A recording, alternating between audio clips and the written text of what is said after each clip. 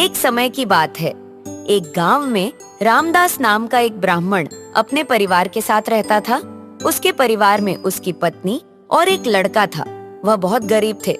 उनकी हालत ये थी कि कभी-कभी उनके पास खाने के लिए भी नहीं होता था।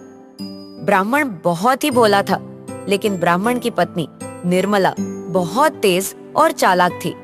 वह रोज ब्राह्मण को भिक्षा मांगने के लिए कहती थी, लेकिन ब्राह्मण उसकी बात पर ध्यान नहीं देता था और घर में बैठा प्रभु का नाम जपता रहता था। अरे ओ ब्राह्मण देव, कब तक यहाँ बैठे रहोगे और तपस्या करते रहोगे?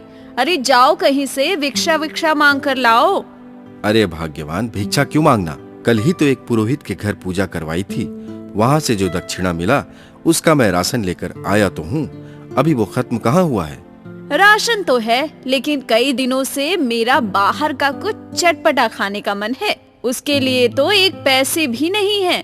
भाग्यवान, बड़ी मुश्किल से तो 2 समय के खाने के लिए पैसे आ पाते हैं। अब इसमें तुम्हारी फरमाइश भी है, मैं वो पूरी नहीं कर सकता। और तुम्हें पता ही है, मैं भिक्षा मांगने वाला ब्राह्मण नहीं हूँ। पूजा पाठ कराकर जो दक्षिणा मिलता है उसी से गुजर बसर करता हूँ, भले कुछ दिन भूखा ही रहना पड़े। जब तुम्हारे बस की नहीं थी मुझे खिलाना, तो मुझे ब्याह कर क्यों लाए? छोड़ आओ मुझे मेरे मायके, या मेरी फरमाइशें पूरी करो। ये सुनते ही ब्राह्मण गुस्से से आग बबूला हो जाता है। उसे पत्नी का ये रोज रोज का अपमान सहन नहीं होता। वो गुस्से में उठता है और अपना पोथी पत्रा उठाकर साथ वाले गांव की तरफ चल देता है। अब जा रहे हो तो खाली हाथ मत आ जाना, ठीक है?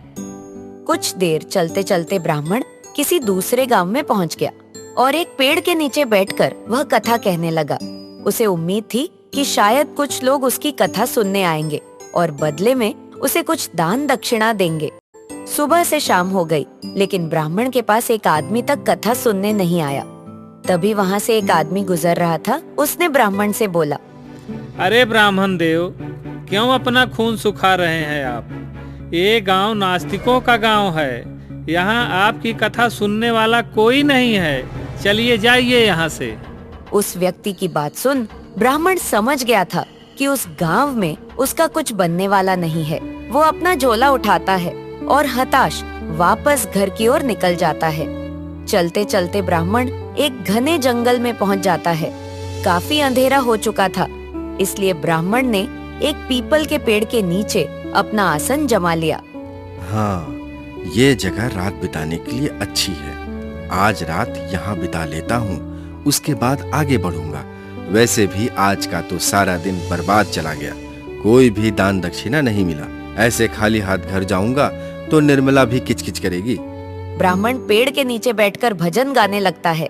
ब्राह्मण नहीं जानता था कि वह जिस पेड़ के नीचे बैठा था, उस पेड़ की जड़ के नीचे एक विशाल नाग रहता था। जैसे ही ब्राह्मण ने भजन गाना बंद किया कि उसी समय पेड़ के नीचे बिल में से काला नाग निकला और ब्राह्मण के समक्ष खड़ा हो गया। उस नाग को देख ब्राह्मण घबरा गया। हे भगवान, नाग नाग, बचाओ मुझे, कोई है, बचाओ मुझे, बचाओ। अरे घबराओ मत भाई, मैं तुम्हें नुकसान पहुंचाने नहीं आया हूँ। मैं तो तुम्हारा भजन सुन रहा था और तुम्हारा भजन सुनकर मेरा मन तृप्त हो गया। ये लो, ये पुरस्कार तुम्हारे लिए है। मुझे तुम्हारा भजन बहुत पसंद आया। तुम रोज आकर मुझे ऐसा भजन सुनाया करो। मैं रोज तुम्हें एक सोने की असरफी दिया करूंगा। आपका धन्यवाद नागदेव।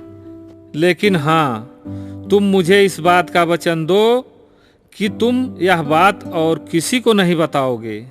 मैं वचन देता हूँ नाग देवता कि मैं ये बात किसी को नहीं बताऊंगा। ब्राह्मण ने उसकी बात मान ली और सुबह होते ही वह खुशी खुशी सोने का सिक्का लेकर अपने घर पहुंच गया। आ गए आप? अपने साथ कुछ लाए हो या ऐसे ही खाली हाथ आ गए हो? अरे लाया हो भाग्यवान, ये देखो।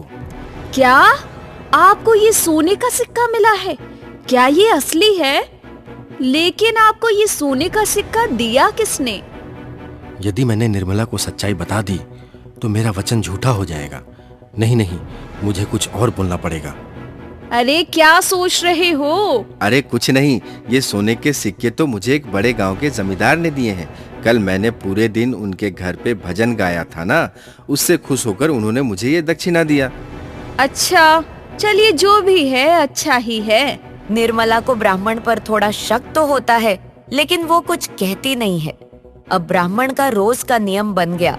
वह रोज सुबह उठता और अपना पोथी पत्रा लेकर उस पीपल के पेड़ के नीचे पहुंच जाता और वहां बैठकर कथा सुनाता। कथा समाप्त होने पर नाग बिल से बाहर आता और ब्राह्मण को एक सोने की अशर्फी भेंट करता। देखते देखते ब्राह्मण खूब धनवान हो गया। यह देखकर गांव वालों में चर्चा होने लगी कि ब्राह्मण के पास इतनी धन संपत्ति कैसे आ गई। लगता है जरूर यह कोई गलत काम करता है। एक दिन गांव की कुछ औरतें ब्राह्मण के घर आई और उसकी पत्नी से पूछने लगी, एक बात पूछूं? हाँ हाँ पूछो बहन। तुम इतनी जल्दी कैसे धनवान हो गए? कल तक तो आप लोगों के घर में खाने को लाले पड़े थे और आज ऐसा क्या हो गया? बस बहन, भगवान की ऐसी कृपा हुई कि क्या बताएं। मेरे पति यही पास के गांव में एक जमींदार के घर कथा सुनाने जाते हैं। वही जमींदार रोज उन्हें एक सोने का सिक्का देता है। बहन, यहाँ आसपास क्या दूर दूर के गांव में कोई धनवान नहीं जो रोज एक सोने का सिक्का दे। जरूर कोई बात है। कहीं पंडित जी कुछ गलत काम तो नहीं कर रहे? ऐसा मैं नहीं, गांव वाले कह रहे हैं। एक बार जरा पूछो उनसे। चलो मैं चलती हूँ, बाकी तुम्हारी मर्जी। औरतों की बातें सुनकर ब्राह्मण की पत्नी के मन में भी संदेह आ जाता है। उस दिन ब्राह्मण जैसे ही घर में आया, निर्मला ने ब्राह्मण को अपने सवालों के घेरे में ले लिया। सुनिए जी, मुझे आपसे कुछ बात पूछनी है। कैसी बात? पूछो। आप ये रोज एक सोने का सिक्का कहाँ से लाते हो? मैंने बताया तो था तुम्हें। नहीं नहीं, वो झूठ है। मुझे पता लगा है कि यहाँ आसपास ऐसा कोई अमीर व्यक्ति नहीं जो किसी को रोज एक सोने का सिक्का दे दे। भाग्यवान यही बात है, कोई और बात नहीं है। नहीं, मुझे पता है, बात कुछ और है। बता दीजिए, मैं किसी को नहीं बताऊंगी। अरे कम से कम आप अपनी पत्नी को तो बता सकते हैं। आपको पता है गांव वाले कैसी कैसी बातें कर रहे हैं आपके बारे में। आप बता देंगे तो कम से कम मेरे मन को शांति मिलेगी। निर्मला ने ब्राह्मण को सब कुछ बताने के लिए मजबूर कर दिया। और फिर क्या, ब्राह्मण ने नाग की सारी बात निर्मला को बता दी। ये सुनते ही उसकी पत्नी के मन में लालच जाग गया, लेकिन उसने ब्राह्मण के आगे कुछ नहीं बोला। बस इतनी सी बात, और आप यही बात मुझसे छिपा रहे थे। चलिए कोई बात नहीं, बैठिए, मैं आपके लिए खाना निकाल देती हूँ। ब्राह्मण भोजन के लिए बैठ जाता है और निर्मला खाना निकालने के लिए रसोई घर में जाती है और ब्राह्मण के खाने में नशे की दवा मिलाकर ब्राह्मण को खिला देती है। नशे की दवाई खाने की वजह से ब्राह्मण बेहोश हो जाता। क्या बताऊं भगवान, इतना मूर्ख पति मिला है मुझे। इसके पास इतना बड़ा खजाने का रास्ता है, लेकिन ये मूर्ख रोज एक सोने का सिक्का लेकर आता है। अरे जब नाग हर रोज एक सोने का सिक्का दे रहा है तो उसके पास कितने सोने के सिक्के होंगे। मैं एक बार में ही नाग से सारा सोने का सिक्का छीन लूंगी और फिर मेरे पास और ज्यादा धन आ जाएगा। लालच की मारी निर्मला अपने बेटे को पीपल के पेड़ के पास भेज देती है और नाग को मारकर उससे सारा धन लेकर आने को कहती है। ब्राह्मण का लड़का कान्हा पोथी पत्रा लेकर वन में जाता है और पीपल के पेड़ के आगे बैठकर भजन सुनाने लगता है। भजन पूरा होने पर वह नाग बाहर आया और उसको सोने की अशर्फी देने लगा। तभी लड़के ने कुल्हाड़ी से नाग पर वार कर दिया, जिससे नाग की पूंछ कट गई। नाग ने पलटकर लड़के को डस लिया, जिससे लड़के की उसी जगह मौत हो गई। उधर जब ब्राह्मण उठा तो उसने देखा कि उसका पोथी पत्रा गायब है। अरे मेरा सामान कहाँ है? जरूर ये निर्मला ने किया है। उसे पता चल गया कि मैं सोने के सिक्के कहाँ से लाता था। मैं भी कितना मूर्ख हूँ, मैं उसकी बातों में आ गया। इससे पहले कुछ अनर्थ हो जाए, मुझे वहाँ जाना होगा। ब्राह्मण की समझ में आ गया कि जरूर कोई गड़बड़ है। ब्राह्मण जल्दी से पीपल के पेड़ के पास गया। उसने देखा कि वहाँ उसका लड़का मरा पड़ा था। ये देख ब्राह्मण रोने लगा। उसकी रोने की आवाज सुन नाग बिल से बाहर आया और उधर से निर्मला भी भागती हुई ब्राह्मण के पीछे पहुंचती है। अपने पुत्र का शव देख निर्मला का दुख फटकर बाहर आने लगता है और वो भी वहाँ रोने लगती है। अरे अरे अरे, ये मेरे पुत्र को क्या हो गया? हे नागदेव, आपने ये मेरे पुत्र के साथ क्या किया? रामदास, मैंने तुमको कहा था सोने की असरफी की बात तुम किसी को नहीं बताओगे। तुम्हें पुत्र की मौत का दुख है तो मुझे मेरी पूंछ कटने का दुख है। मैं तुम्हें श्राप देता हूँ कि तुम्हारी जो संपत्ति मेरी वजह से बनी है वह सब खत्म हो जाएगी। देखा निर्मला, तुम्हारी लालच की वजह से हमने अपना एक लौता पुत्र गवा दिया और हमारी सारी धन संपत्ति नष्ट हो गई। महाभारत काल की बात है। पांडव महाभारत का युद्ध जीत चुके थे और अपना राजपाट संभाल रहे थे। इसी बीच युधिष्ठिर ने हजारों ब्राह्मणों की सेवा करी और उनको भरपूर दान दिया। इस बात का घमंड अर्जुन को हो गया। उसे लगता था कि उसके भाई से बड़ा ब्राह्मण सेवक और धर्म का पालन करने वाला इस जगत में और कोई नहीं है। माधव, आपने देखा, कल मेरे भैया ने अश्वमेध यज्ञ कराया और हजारों ब्राह्मणों को भरपूर दान दिया। क्या मेरे भैया जितना बड़ा ब्राह्मण सेवक व उनके जितना बड़ा धर्मराज इस संसार में है कोई? पार्थ ब्राह्मण सेवा में और धर्मराजों की गिनती में युधिष्ठिर तो सबसे आखिर में हैं। सबसे आखिर में? आपकी ये बात मैं नहीं मानता। मुझे कोई एक ऐसा दानवीर व ब्राह्मणों की सेवा करने वाला व्यक्ति दिखा दीजिए जो मेरे भैया से भी बड़ा हो। चलो मेरे साथ। इसके बाद अर्जुन और भगवान श्री कृष्ण एक ब्राह्मण का रूप धारण करते हैं। भगवान श्री कृष्ण अपनी माया से एक बूढ़ा शेर बनाते हैं और फिर ब्राह्मण के रूप में बूढ़े शेर को अपने साथ लेकर राजा मूर्ध्वज के महल पहुंचते हैं। राजा मूर्ध्वज बहुत ही दानवीर और धर्म का पालन करने वाले राजा थे। वो ब्राह्मणों की बहुत सेवा किया करते थे। आज तक उनके द्वार से कोई ब्राह्मण भूखे पेट नहीं लौटा था। अपने महल में 2 ब्राह्मणों को आता देख राजा मूर्ध्वज बहुत प्रसन्न हुए और ब्राह्मण रूपी भगवान श्री कृष्ण और अर्जुन को पूरे आदर सत्कार के साथ अपने महल में लेकर आते हैं। पधारिए ब्राह्मण देव, आप मेरे दरबार में आए, मैं तो धन्य हो गया। मुझे सेवा का मौका दीजिए ब्राह्मण देव। राजन, हमने सुना है आपके द्वार से कोई भी ब्राह्मण भूखा व निराश नहीं जाता। सब प्रभु की लीला है। मैं तो बस सेवक हूँ आपका। मुझे आज्ञा दीजिए, मैं आपकी किस प्रकार सेवा कर सकता हूँ? हमें बहुत भूख लगी है, हमारे लिए भोजन का प्रबंध कराएं। जो आज्ञा।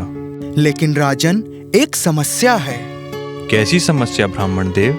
राजन, हमारा शेर भी भूखा है। अगर उसके भोजन का प्रबंध होगा तभी हम भोजन करेंगे, अन्यथा हम भोजन नहीं करेंगे। कोई बात नहीं ब्राह्मण देव, आपकी इस समस्या का भी हल है मेरे पास। तो क्या तुम हमारे शेर का पेट भरने के लिए पशु हत्या करोगे? नहीं ब्राह्मण देव, मैं कोई पशु हत्या नहीं कर सकता। अपने धर्म को बचाने के लिए किसी की हत्या उचित नहीं है। आपके शेर का पेट भरने के लिए किसी पशु की हत्या करने की क्या आवश्यकता है? मैं इसे अपना मांस काट कर खिलाऊंगा। लेकिन आप तो वृद्ध हो चुके हैं, आपका मांस सख्त हो गया होगा और हमारा शेर बूढ़ा है, इसके तो दांत भी नहीं हैं। ये आपका मांस नहीं खा पाएगा। इसे तो कोई कोमल मांस चाहिए। मैंने सुना है कि आपका 4 वर्ष का एक इकलौता पुत्र है। अगर उसका मांस मेरे शेर को मिल जाए तो हमारा यहाँ आना सफल हो जाएगा। यह बात सुनते ही राजा मूर्ध्वज थोड़ा घबरा गए, क्योंकि वो अपने पुत्र ताम्रध्वज से बहुत स्नेह करते थे, लेकिन वो अपने धर्म को भी नहीं छोड़ सकते थे। वो किसी ब्राह्मण को खाली हाथ अपने द्वार से कैसे जाने देते? ब्राह्मण देव, मेरे पुत्र के जीवन पर केवल मेरा अधिकार नहीं है, उस पर उसका भी अधिकार है। मैं बिना उसकी सहमति के उसके प्राण नहीं ले सकता। आप थोड़ा सा समय दें, मैं अपने पुत्र से पूछ कर आता हूँ। राजा मूर्ध्वज भारी मन लिए अपने पुत्र ताम्रध्वज के पास जाते हैं और उससे पूछते हैं, पुत्र, तुम्हारे पिता पर एक धर्म संकट आन पड़ा है। उस धर्म संकट से तुम ही निकाल सकते हो। हमारे द्वार पर 2 ब्राह्मण आए हैं और वो अपने शेर के लिए तुम्हारा मांस मांग रहे हैं। अगर वो हमारे द्वार से भूखे और निराश होकर चले गए तो मेरा धर्म नष्ट हो जाएगा। तो क्या तुम मेरे धर्म के लिए अपने प्राण दे सकते हो? पिताजी, आप मुझसे पूछ रहे हैं? पिताजी, आप आज्ञा कीजिए, मैं अपनी जान को हंसते हुए आपकी हथेली में रख दूंगा। एक पुत्र का यही धर्म होता है कि वो अपने पिता के धर्म की रक्षा करे। बेटा, आज तूने अपने पिता की लाज रख ली। पिताजी, आप इसके बारे में एक बार माँ से भी पूछ लीजिए, क्योंकि मेरे पे सिर्फ आपका ही अधिकार नहीं है, मेरे पे माँ का भी उतना ही अधिकार है। मैंने सब सुन लिया है। आपने जो निर्णय लिया है आप वही कीजिए, मैं मना नहीं करूंगी। आपके धर्म की रक्षा करना मेरा भी कर्तव्य है और इसमें मैं भी आपका साथ दूंगी। राजा मोरध्वज और पद्मावत अपने पुत्र ताम्रध्वज की बलि देने के लिए तैयार हो जाते हैं। वो अपने बेटे को ब्राह्मण देव के पास ले जाकर बैठा देते हैं। ताम्रध्वज को काटने के लिए एक बड़ी सी आरी मंगवाई जाती है। इससे पहले ताम्रध्वज को काटा जाए, ताम्रध्वज अपने माता पिता के कान में रुई लगाते हैं। पुत्र, ये क्या? तुम हमारे कानों में रुई क्यों डाल रहे हो? पिताजी, जब आप लोग मुझे आरी से काटेंगे तो हो सकता है मैं दर्द से चिल्लाने लगूंगा, जिससे आप मुझे काट नहीं पाओगे और आपका धर्म नष्ट हो जाएगा। इसलिए मैं आपके कानों में रुई लगा रहा हूँ, जिससे आपको मेरी आवाज ना सुनाई दे। पुत्र की यह बात सुनकर माता पिता दोनों ही उसे गले लगाकर रोने लगते हैं। ये दृश्य देख अर्जुन की आंखों में आंसू आने लगते हैं। फिर राजा मोरध्वज अपने पुत्र को बैठाते हैं और राजा और रानी मिलकर उसे आरी से 2 भागों में काटने लगते हैं। चारों तरफ खून के छींटे फैल जाते हैं। धर्म की रक्षा के लिए राजा ने अपने पुत्र को 2 टुकड़ों में काटकर शेर को परोस दिया। इसके बाद खाने की थाली अर्जुन और भगवान श्री कृष्ण के लिए लगाई जाती है। ये लीजिए ब्राह्मण देव, अब आप अपना पेट भर लीजिए। अब तो आपके शेर को भी भोजन मिल चुका है। हम अब आपके यहाँ से भोजन नहीं करेंगे। आप एक हत्यारे हो चुके हैं। आपने अपने ही पुत्र की हत्या की है। हम हत्यारे के घर भोजन नहीं करते। हम जा रहे हैं यहाँ से। नहीं ब्राह्मण देव, आप ऐसे रुष्ट होकर ना जाइए। अगर आप लोग मेरे द्वार से ऐसे ही चले जाएंगे तो मेरा जीवन भर कमाया हुआ धर्म नष्ट हो जाएगा। आपने ही तो कहा था पुत्र का मांस देने को, तो मैंने ऐसा ही किया। हमने तो केवल कहा था, लेकिन हत्या तो आपने की है। आप हत्यारे हैं। आपने अपना धर्म बचाने के लिए अपने पुत्र के प्राण ले लिए। अब हम जा रहे हैं। हे भगवान, हे प्रभु, यदि मैंने जीवन में सदैव धर्म का साथ दिया है तो आज मेरे पुत्र को जीवित कर दो। मेरे सर से ये कलंक हटा दो प्रभु। ताम्रध्वज बेटा, वापस आ जा। बेटा, जैसे तूने अपने पिता के धर्म की रक्षा के लिए अपने प्राण दे दिए थे, वैसे ही फिर से अपने पिता की रक्षा के लिए जीवित हो जा बेटा। राजा के ऐसा गुहार लगाते ही ताम्रध्वज कमरे से भागता हुआ आता है और अपने पिता के गले लग जाता है। पुत्र को फिर से जीवित देखकर दोनों राजा और रानी बहुत प्रसन्न होते हैं। फिर राजा मोरध्वज पीछे मुड़कर देखते हैं तो उनके सामने भगवान श्री कृष्ण उन्हें दर्शन दे रहे होते हैं। ये देख राजा और रानी उनके चरणों में गिर जाते हैं। मोरध्वज, उठ जाओ। मैं तो यहाँ सिर्फ तुम्हारी परीक्षा लेने आया था और तुमने सिद्ध कर दिया कि तुमसे बड़ा धर्म का पालन करने वाला इस ब्रह्मांड में ना कोई है ना होगा। इस दृश्य के बाद अर्जुन का घमंड टूट जाता है और वो राजा मोरध्वज को सबसे बड़े दानवीर व धर्मराज मान लेते हैं।